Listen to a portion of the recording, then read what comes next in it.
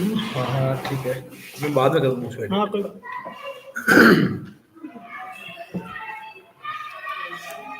चलो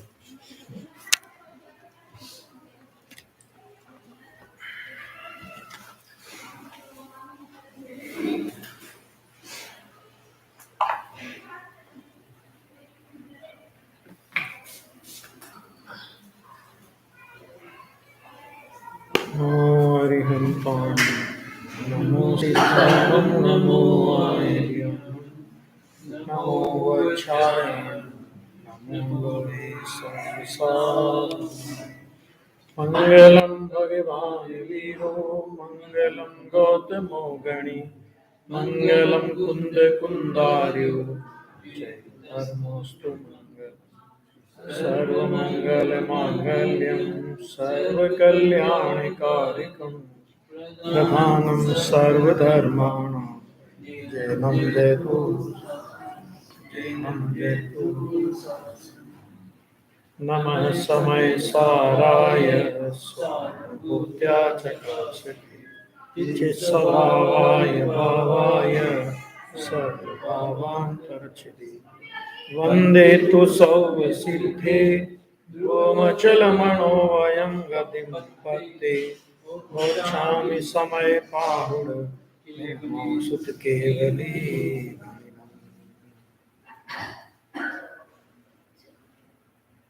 आज आचार्य कुंद कुंद देव का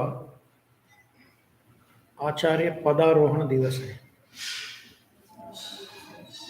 भगवान कुंद कुंद आचार्य देव, जिनको हम मंगलाचरण में भगवान महावीर और गौतम गणधर के बाद तीसरे नंबर पर स्मरण करते हैं और विगत 2000 वर्षों से जिनकी कीर्ति पताका दिगंबर जैन शासन में लहरा रही है, ऐसे भगवान कुंद कुंद आचार्य देव ने, कुंद कुंद देव ने आज के दिन मुनि संघ की बागडोर अपने हाथ में ली थी। मैंने चतुर्विद संघ ने आचार्य देव को, मुनिराज कुंद कुंद को आज के दिन आचार्य पद पर प्रतिष्ठित किया और तब से लेकर आज तक, वैसे तो आचार्य जब नहीं थे, वे मुनि थे, तब भी उनकी पवित्रता, उनकी विशिष्टता कोई कम नहीं थी। और आचार्य होने के बाद तो और भी विशेष अपने को उनके जीवन के बारे में जानकारी मिलती है। हालांकि कुंद कुंद ने खुद अपने बारे में कुछ नहीं लिखा और ये स्वाभाविक भी है, क्योंकि वीतरागी संत जहां पर्याय मात्र से अपने को भिन्न मानते हैं, वो अपना शारीरिक परिचय क्या देंगे, और वे परिचय अपना देते हैं तो इस रूप में देते हैं कि हम तो चैतन्य का निरंतर अनुभव करते हैं। ऐसे जो ये वीतरागी संत हैं, जब इनका अपन बाल्यकाल, जीवन, पूर्व भाव, ये सब अपन देखते हैं तो थोड़ा चुप करा क्या हुआ, क्या है।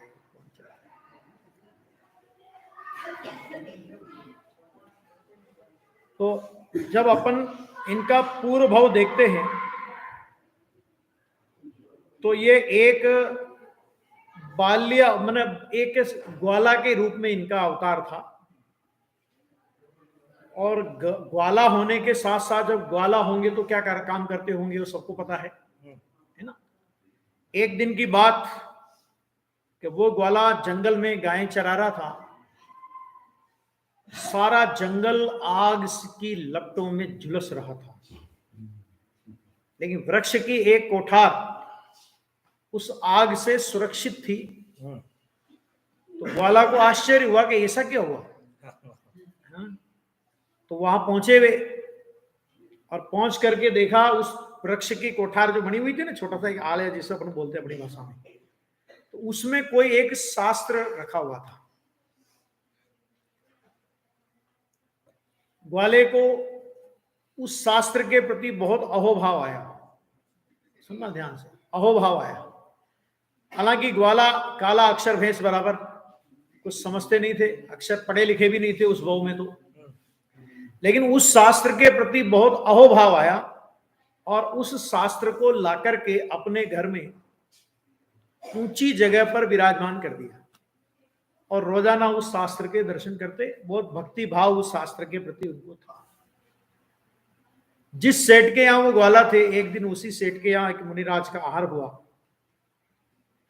और मुनिराज का आहार होने पर ग्वाला को बहुत प्रसन्नता हुई और उन्होंने सोचा कि ये शास्त्र जो अपने घर में रखा है, अपने तो किसी काम का है नहीं, अपने को तो समझ में भी आता नहीं है, पढ़ना भी नहीं जानते अपन तो ये शास्त्र क्यों नहीं मैं मुनिराज को अर्पण कर दूं।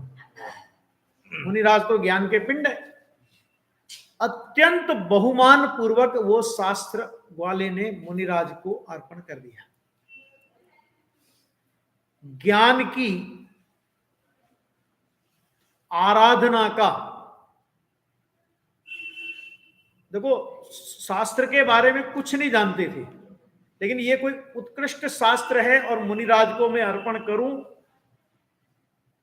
इस तरह जो उनको जो ज्ञान की अनुमोदना का भाव आया, उस ज्ञान की अनुमोदना के भाव ने उन्हें अगले भाव में कुंद कुंद बना दिया। आप सोचो जरा। मैं इसलिए ये बात कहता हूं कि आजकल बहुत से लोग ये कहते हैं कि भैया अभी शास्त्र मत छपाओ, अभी घर में रखने की जगह नहीं है। मैंने कहा पाप के आयतन रखने की घर में जगह है, और वो बढ़ते जाते हैं ना, तो किसी को कभी ये विकल्प नहीं आता कि नहीं नहीं नहीं अभी बहुत हो गया, अब नहीं लाना, अब नहीं लाना।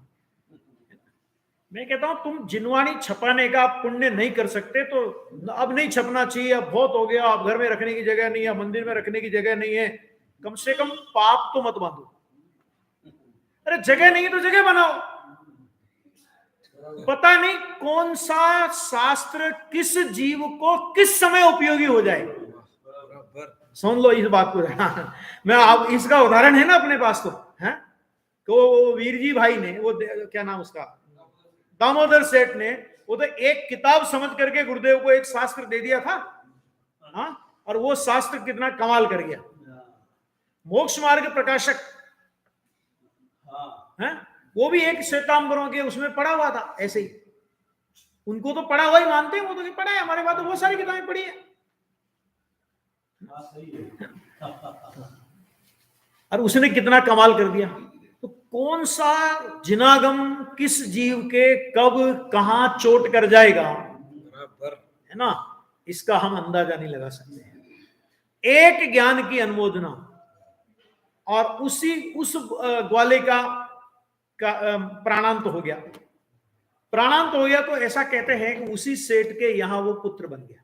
अब कोई कहता है कमाने से पैसा आता है, इनका पहले तो सेठ उसको मजदूरी भी देता होगा ना, मजदूरी तो भी उसमें मोल भाव करता होगा नहीं, बराबर है। ग्वाले को देगा मजदूरी तो भी करेगा।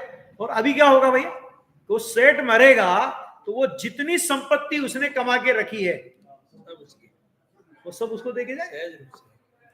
कमाने से आता है कि पुण्य से आता है, बराबर है। तो अभी वो उनके यहां पर वो मतलब वो समझ लो वो जन्म लिया उनने। कुंद कुंद आचार्य, कुंद कुंद की माता, उन्होंने उनको लोरियों में शुद्ध बुद्ध चैतन्य स्वभाव के गीत सुनाए। बेटा तू शुद्ध है, तू बुद्ध है, तू निरंजन है, तू संसार सागर को पार करने वाला है, इत्यादि इत्यादि प्रकार से उनकी माता ने उनको लोरियां सुनाई। और शुद्ध बुद्ध चैतन्य स्वभाव की लोरियां सुनकर के कुंद कुंद बड़े हुए। कौंड कुंडपुर के वासी थे, इसलिए वास्तव में उनका नाम तो पद्म नदी था, मूल नाम पद्म नदी है। कौंड कुंडपुर के वासी होने से कौंड कुंड आचार्य कहलाए। और बोलने में थोड़ा अटपटा लगता है, तो जैसे अपन अपने यहाँ नाम बिगाड़ देते हैं ना किसी के भी, तो ऐसे लोगों ने उनको बोलने की सरलता के लिए उनका नाम कुंद कुंद आचार्य रख दिया। लेकिन अपन तो नाम बालक पद्मनंदी की हुई, तो उन्होंने अपनी मां से, अपने पिता से जिनेंद्र देव द्वारा प्रणीत वीतराग मार्ग की जिन दीक्षा अंगीकार करने का मानस अपना अभिप्राय उनके सामने व्यक्त किया। 11 साल की उम्र, क्योंकि अपने यहां पे ये नियम है ना कि 8 साल की उम्र में सम्यक दर्शन के योग्य हो जाता है, और सम्यक दर्शन के बाद वो जिन दीक्षा के योग्य भी हो जाता है। समझ, और अभी अपने विदेश क्षेत्र में 8 वर्ष अंतर्मूर्त के केवली बहुत सारे होंगे, बराबर है। तो वो आचार्य मतलब वो 11 वर्ष की उम्र में उन्होंने जिन दीक्षा की अनुमति ली। अब जैसे भी अनुमति मिली हो, भले ही माता ने कितनी भी शुद्ध बुद्ध स्वभाव की लोरियां सुनाई हो, लेकिन अगर 11 वर्ष का बेटा जिन दीक्षा की आज्ञा माने तो किसी मां का कलेजा ऐसा नहीं होगा जो फटे नहीं और उसकी आंखों में से आंसू ना बहे, ऐसा कभी नहीं होगा। खैर जो भी हुआ, आचार्य कुंद माने वो मुनिदास थे उस समय, तो आचार्य तो बाद में बने। जिन दीक्षा, जिन चंद्र आचार्य के समक्ष उन्होंने जिन दीक्षा अंगीकार की, और जिन दीक्षा अंगीकार करके 11 वर्ष के वे बालक, बाल मुनि जिसे कहेंगे अपन, वन से नगर की ओर आते होंगे, है ना। तो छोटा सा तो कमंडल होगा, छोटी सी पीछी होगी उनके हिसाब की, ठीक है। जब वो ऐसा आहार के लिए आते होंगे, और जब 60 साल के, 80 साल के लोग उनको हे स्वामी नमोस्तु नमोस्तु नमोस्तु करके पड़गाहन करते होंगे, उनके छोटे से कर पात्र में आहार दान करते होंगे, तो वो दृश्य कैसा होगा, विचार करो जरा, है ना। ऐसा भाववाही दृश्य। आचार्य कुंद विशिष्ट प्रज्ञा के धनी थे, और विशिष्ट प्रज्ञा के धनी होने के साथ साथ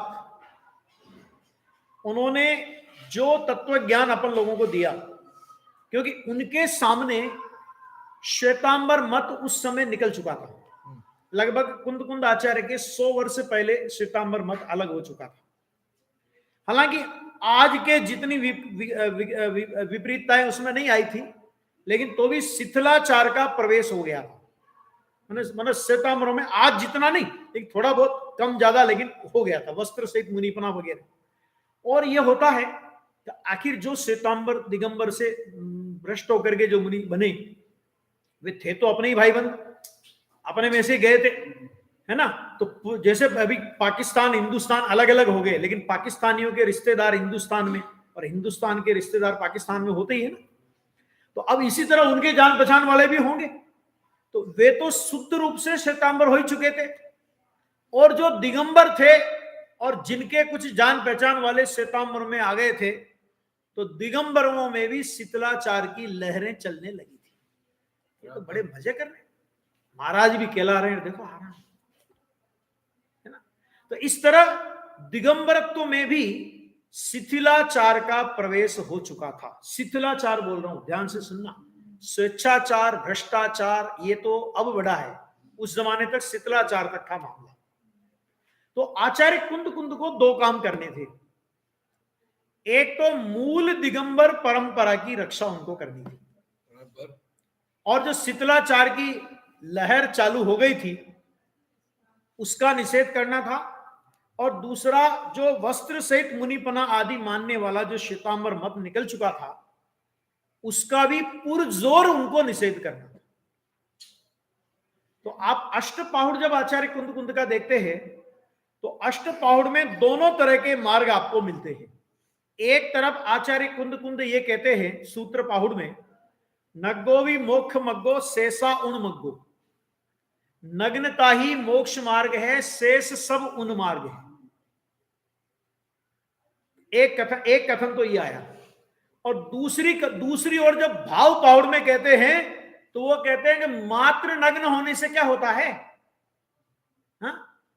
नार की तिर्यंश आदि देह से सब नग्न है, सच्चे श्रवण तो है वही जो भाव से भी नग्न है।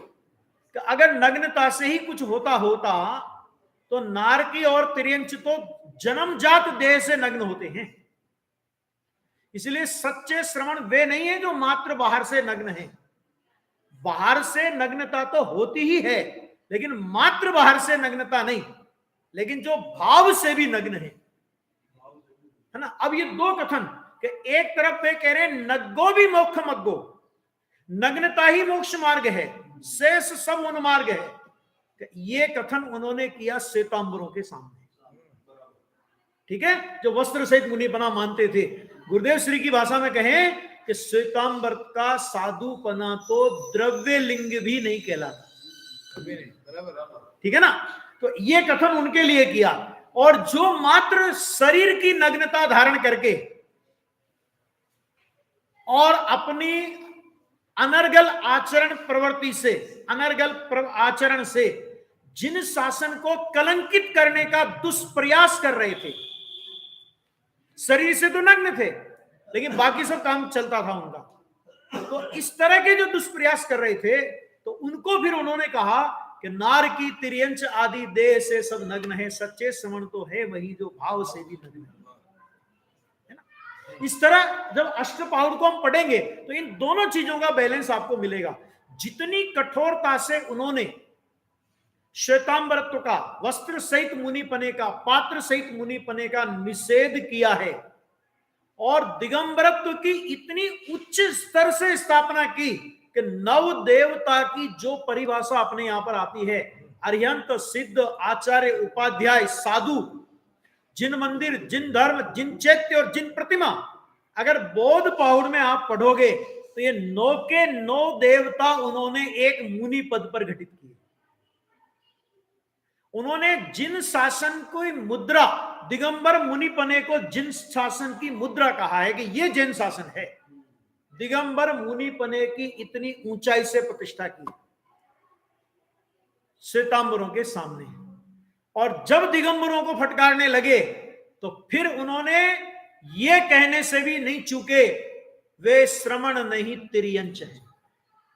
भले ही बाहर से नग्नपना धारण करते। 8 गाथाएं, लिंग पाहुड़ एक उनका एक पाहुड़ है, उसमें लगातार 8 गाथाओं में मुनि पद के अयोग्य आचरण करने वालों के आचरण गिना गिना करके, फिर क्या लिखा लास्ट में, एक लाइन तो अलग अलग आचरण की गिनाई और अंतिम दूसरी लाइन में लिखा, वे पाप मोहित मति हैं वे श्रमण नहीं तिर्यंच है। वे पाप मोहित मति हैं वे श्रमण नहीं तिर्यंच है, कि उनकी मति पाप से मोहित हो गई है और इसलिए वे श्रमण नहीं है, वे तिर्यंच है। ये कुंद कुंद आचार्य देव के कथन है, जहां उन्होंने वस्त्र पात्र रहित दिगंबर मुनिराज के वंदन का समर्थन किया और वंदन नहीं करने वालों को कहा कि तुम मायाचारी करते हो, वहीं दिगंबरत्व में अंश मात्र भी दूषण लगाने वालों को वंदन करने का इतने पुरजोर से निषेध किया।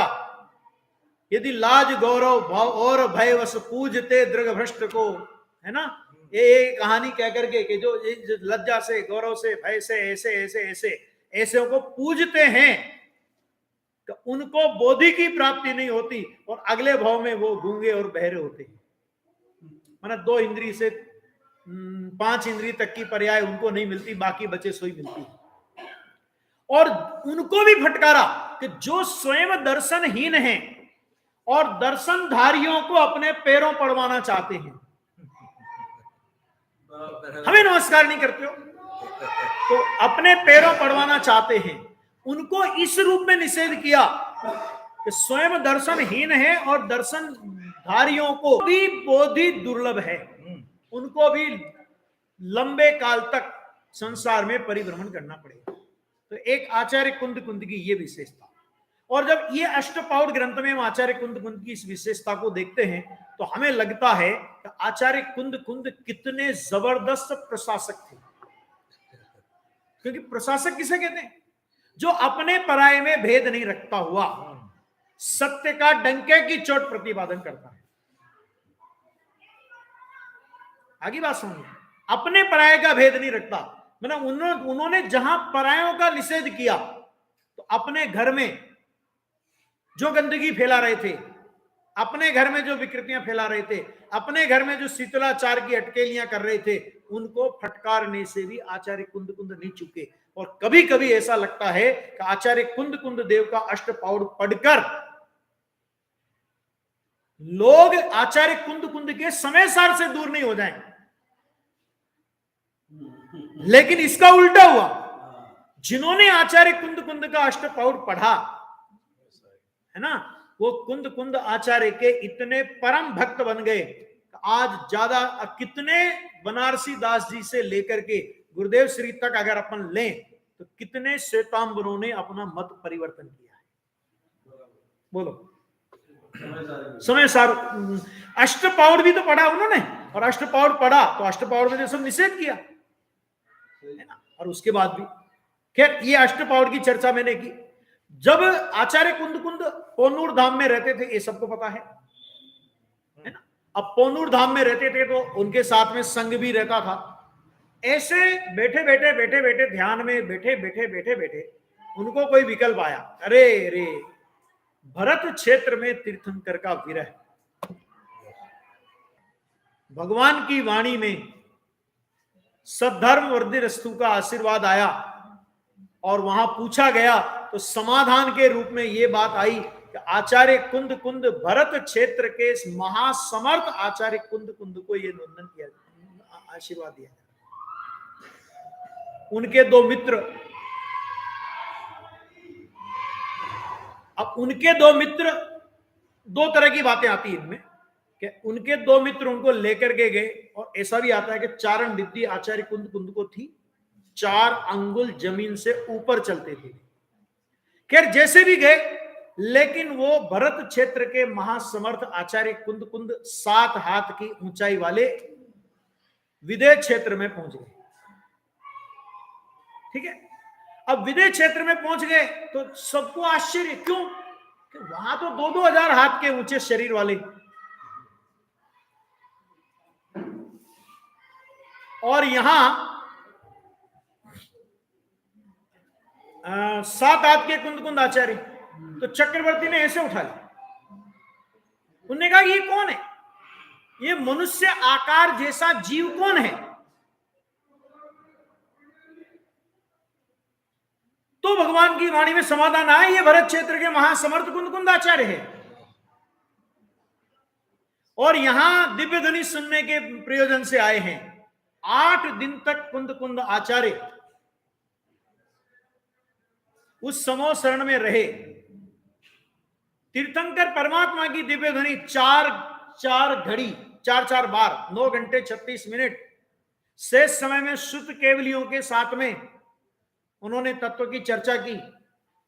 देखो प्रयोजनभूत विषय में तो कोई पहले भी कोई प्रॉब्लम नहीं थी, अभी भी कोई प्रॉब्लम नहीं है। बराबर। 6ठे 7वें गुणस्थान की शुद्धि यहां भी थी और 6ठे 7वें गुणस्थान की शुद्धि वहां भी थी, लेकिन तीर्थंकर परमात्मा की दिव्य ध्वनि और शुद्ध केवलियों से साक्षात चर्चा के कारण उनके तत्व ज्ञान की जो निर्मलता प्रकट हुई, जो निर्मलता, विशेष निर्मलता उनके तत्व ज्ञान में आई। और 8 दिन तक ऐसा आता है बहिश्री के ज्ञान वैभव में, मैंने पहले भी आपको बताया कि ऐसा आता है कि उस समय वहां पर जैसे उत्सव जैसा वातावरण था। चक्रवर्ती आदि ने बहुत उत्सव वगैरह वहां पे मनाया, और हमारे पूज्य गुरुदेव, पूज्य बहनश्री, शांता बहन, नारायण भाई, ये 4 जीव वहां पर समो शरण में उस समय थे। गुरुदेव श्री राजकुमार थे, दोनों बहनें नगर सेठ के पुत्र थे, और एक और भी पुत्र थे। ऐसे चारों, और ये चारों जीवों की वहां पर दोस्ती थी। और ये कुंद कुंद आचार्य के दर्शन करने भगवान के समो शरण में जाते थे, तो साक्षात कुंद कुंद आचार्य के दर्शनों का सौभाग्य गुरुदेव श्री आदि जीवों को पूर्व भव में भी हुआ था। और उस समय वहां पर यह बात चलती थी कि ये राजकुमार का जीव भविष्य में विदेह क्षेत्र से भरत क्षेत्र में जाएगा, और वहां जाकर इन कुंद कुंद आचार्य देव ने जो मार्ग प्रकाशित किया है उस मार्ग की प्रभावना करेगा। तो एक तो 2 बातें हो गई ना, एक तो भरत क्षेत्र का, अपने यहां भी कोई मेहमान आवे तो अपने को कितनी प्रसन्नता होती, का वाह। तो एक तो भरत क्षेत्र का सामान्य आदमी नहीं, भगवान जिनके लिए ये कहें कि ये भरत क्षेत्र के महासमर्थ आचार्य है, तो भगवान जिनके लिए महासमर्थ आचार्य कहें तो उनके पधारने से किसको प्रसन्नता नहीं होगी, एक बात। और दूसरी बात कि हमारा ये राजकुमार भरत क्षेत्र में जन्म लेकर के इनको आचार्य कुंद कुंद के मार्ग को प्रवर्तन करेगा, उस मार्ग की प्रभावना करेगा, तो वो भी एक बहुत बढ़िया बात है। अपना आदमी वहां जाकर के ऐसा काम करेगा। तो 2 तरह से, एक तरह से दोनों ओर से बहुत जबरदस्त उत्सव का वातावरण 8 दिन तक वहां रहा। और 8 दिन के बाद आचार्य कुंद कुंद सद वापस भरत क्षेत्र, विदेह क्षेत्र से भरत क्षेत्र की ओर लौटे। तो ऐसा कहते हैं कि जिस समय चक्रवर्ती ने उनके लिए प्रश्न किया था ना, तो इलायची जैसा छोटा सा, तो उनका नाम वहां पर एलाचार्य पड़ गया।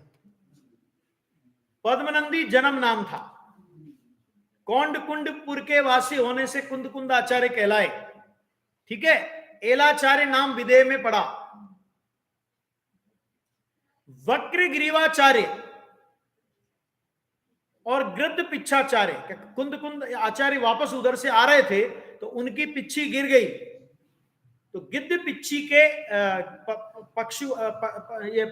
पक्षी के पंख की पिच्छी बना करके वो आए, उनका नाम गृद्ध पिच्छाचार्य हो गया। और ध्यान करते करते उनकी गर्दन थोड़ी टेढ़ी हो गई थी, तो उनका नाम वक्रग्रीवाचार्य हुआ। इस तरह 5 नाम आचार्य कुंद कुंद के प्रसिद्ध हुए। अब आचार्य कुंद कुंद भरत में आ गए। ठीक है, अब भरत में आ गए तो अपन क्या करते, कोई अपने घर से कोई विदेश जाए, अमेरिका जाए, फलानी जगह जाए, और वो आवे, तो अपन क्या करते, 5-15 दिन घूम के आए तो अपन उसके हालचाल नहीं पूछते। पहले क्या कहते, अरे हमारे लिए क्या लाए विदेश से, है ना। तो इसी तरह सारा संघ आचार्य कुंद कुंद की आतुरता से प्रतीक्षा कर रहा था। आते ही पूछा, प्रभु हमारे लिए क्या लाए।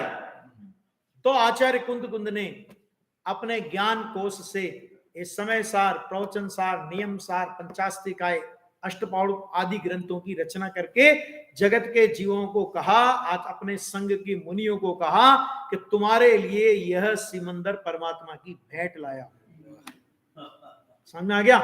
और इस तरह उन्होंने ये समय सार परमागम की रचना की, जिसकी अपन अभी स्वाध्याय कर रहे हैं, और जिसका शताब्दी समारोह, गुरुदेव श्री को समय सार मिले हुए 100 वर्ष पूरे हो रहे हैं, तो उसका शताब्दी समारोह पूरे देश में मनाया जा रहा है। तो वो समय सार अत्यंत अप्रतिबुद्ध जीवों के लिए कुंद कुंद आचार्य देव ने बनाया। प्रवचन सार जैन दर्शन की वस्तु व्यवस्था, ज्ञान तत्व और ज्ञेय तत्व और चरणान योग की क्या है, उसका प्रतिपादन करने के लिए प्रवचन सार बनाया। पंचास्तिकाय संक्षिप्त रुचि वाले शिष्यों के लिए जैन दर्शन की वस्तु व्यवस्था को समझाने के लिए पंचास्तिकाय ग्रंथ की रचना की। अष्टपाउड़ की मैंने आपके सामने बहुत चर्चा करी ली, है ना।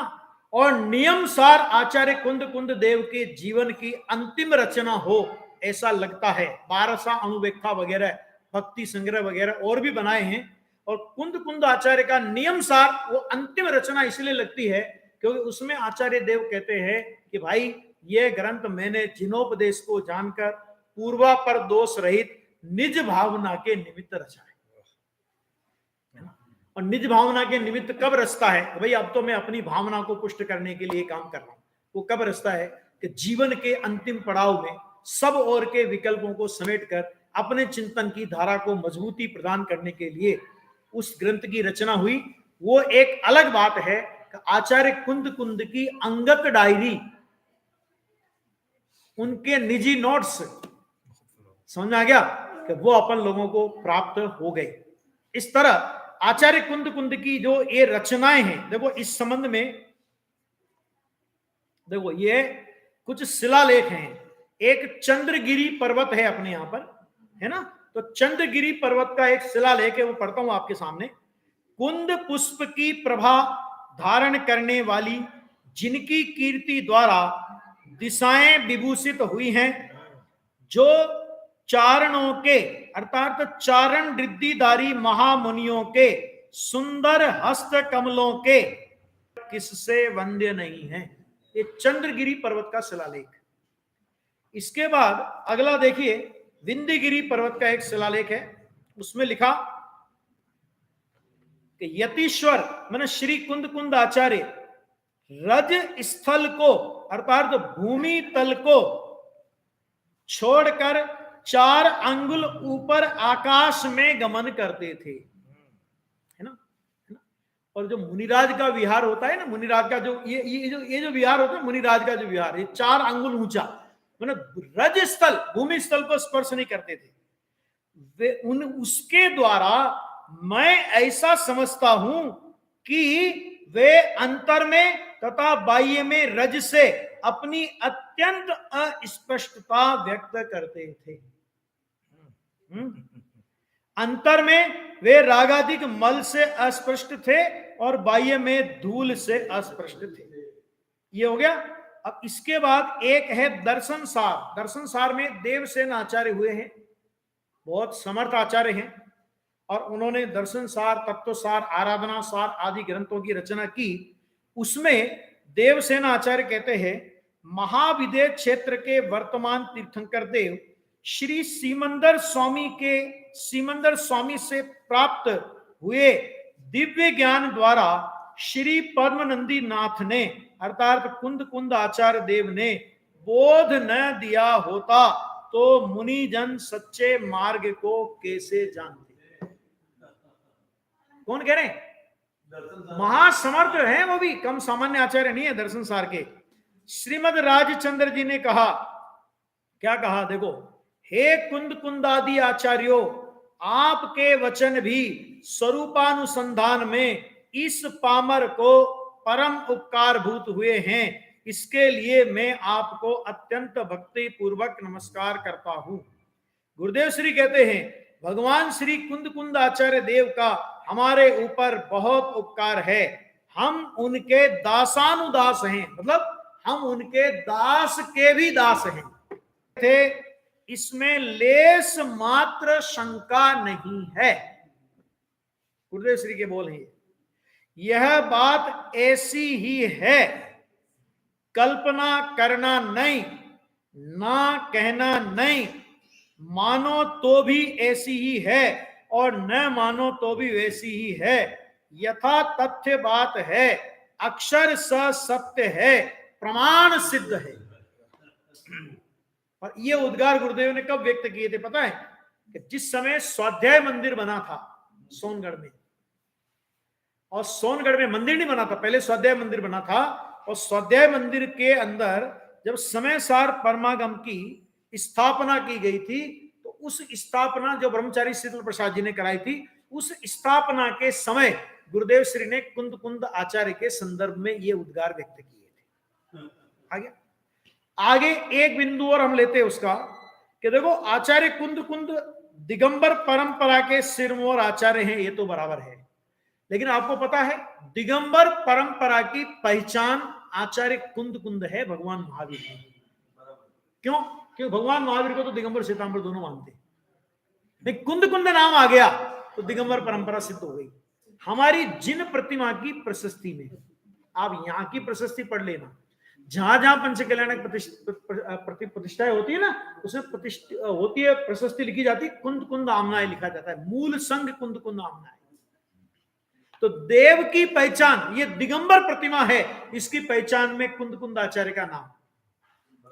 जिनवाणी में जब हम मंगलाचरण पढ़ते हैं, अस्य मूल ग्रंथ कर्तार सर्वज्ञ देवा, तदुत्तर ग्रंथ कर्तार गणधर देवा, प्रति गणधर देवा, तेसाम वचनानुसार मासाध्य आचार्य कुंद कुंद आमनाय, और उसके बाद लिखा जाता है फलाने आचार्य द्वारा, फलाने मुनिराज द्वारा, फलाने पंडित जी द्वारा, जिनके द्वारा भी रचित हो, तो वो उसके बाद नाम आता है। मैंने आपको ये बताना पड़ेगा कि ये ग्रंथ कुंद, इस ग्रंथ के मूल कर्ता सर्वज्ञ देव हैं, गणधर देव हैं, उनकी आमनाय में कुंद कुंद आचार्य हुए, उनकी आमनाय से प्रमाणित, और इन आचार्य का ये ग्रंथ है, या इन मुनिराज का या इन पंडित जी का ये ग्रंथ है। जिनवाणी की प्रमाणता के लिए कुंद कुंद आचार्य की कुंद कुंद आचार्य का नाम रखना पड़ेगा।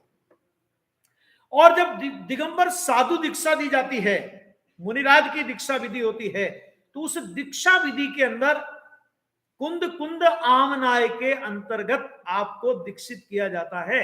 मतलब उस दीक्षा विधि में कुंद कुंद आमनाय का उल्लेख आवश्यक है।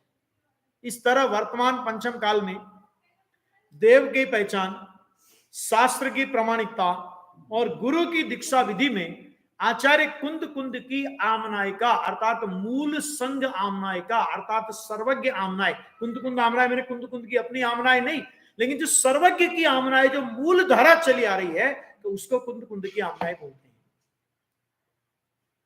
और ये तीनों की प्रामाणिकता में ये बात ली जाती है, ऐसे आचार्य कुंद कुंद का आज पदारोहण दिवस है।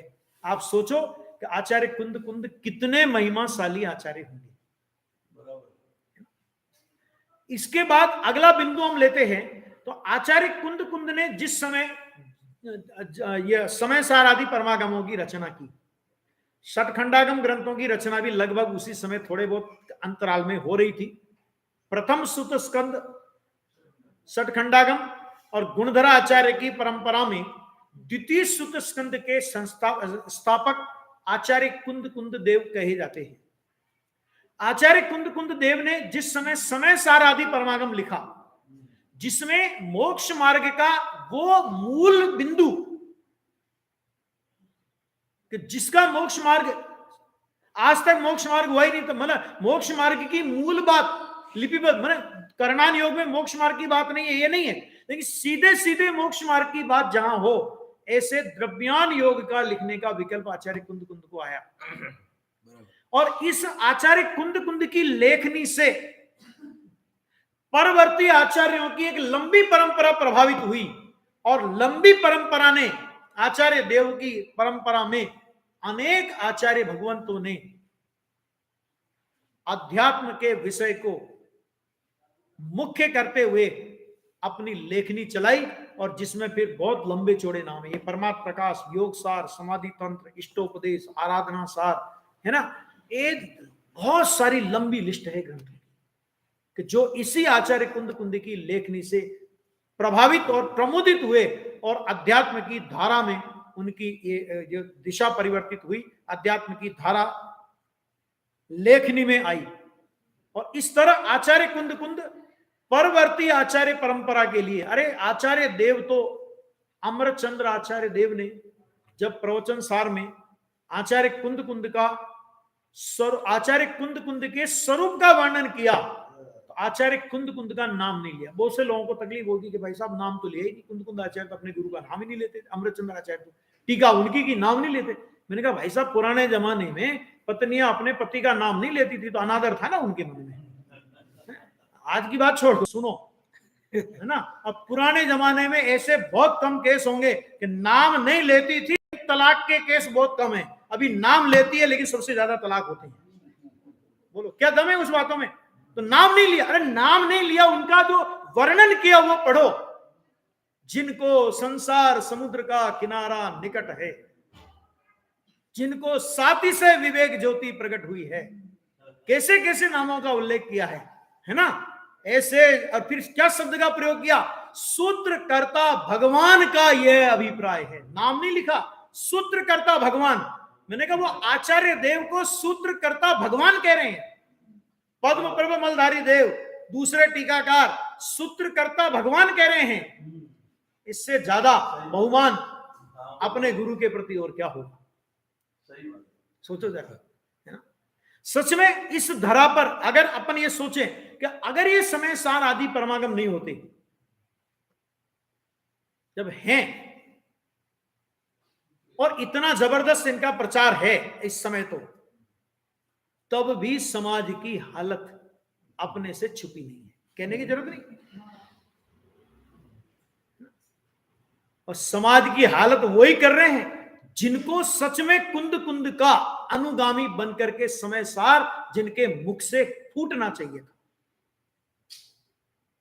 गुरुदेव तो बोलते थे, अरे कोई द्रव्यलिंगी संत भी मिले, भावलिंगी की बात तो छोड़ो, क्या बोलते थे कि कोई द्रव्यलिंगी संत भी मिले तो हम उनके चरणों में बैठकर उनके मुख से समय सार सुने।